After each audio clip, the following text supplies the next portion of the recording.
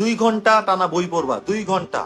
কোন কোন বই পড়বা লেখো, কোন কোন বই পড়বা 2 ঘন্টা? প্রথম বই দ্য সিক্রেট, সেকেন্ড যেটা দি অ্যালকেমিস্ট, এই বইটা যখন পড়া শেষ হয়ে যাবে, থার্ড বই যেটা পড়বা think and grow rich, attitude change হয়ে যাবে।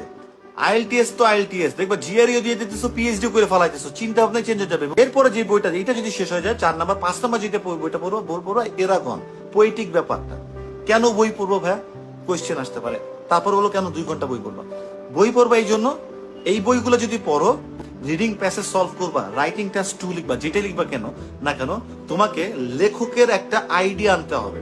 টাইটেল গিভিং আমরা কেন করতে পারি না? আমি আমাদের ক্লাসে লাইভ রিডিং যখন করে আমি বুঝাই দিই, দেখো লেখক কোন দিকে নিচ্ছে, এই কথাটি কোন দিকে নিচ্ছে। লিসেনিং এ একটা মাল্টিপল চয়েস কেমনে আমরা করব, এই বেসিক জায়গা তোমার মাথায় একটু একটু করে ঢুকতে থাকবে, যে কিভাবে 3-4টা যে অপশন থাকে এর মধ্যে কিভাবে কথা ঘুরায়, 3টারে দুর্বল করে একটারে অ্যান্সার বলে।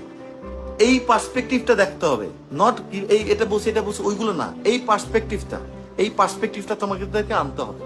ওকে, আচ্ছা, এই বইগুলো যখন তোমরা পড়া শুরু করবা, এটা 1 নাম্বার গেল, লেখকের আন্ডারস্ট্যান্ডিং বোঝা শুরু করবে একটু একটু করে। সেকেন্ড জিনিস, ভিজুয়ালাইজেশন বাড়বে। ভিজুয়ালাইজেশন, চোখ বন্ধ করলে তুমি কাহিনী দেখতেছো, আমরা গল্প বই পড়ি না, ভিজুয়ালাইজ করি না, দেখি না, হিউমুর কথা, হিউমু বললে একটা ক্যারেক্টার মনে আঁকি বা কিছু একটা, ভিজুয়ালাইজেশনের দরকার আছে। কেন দরকার আছে ভাই?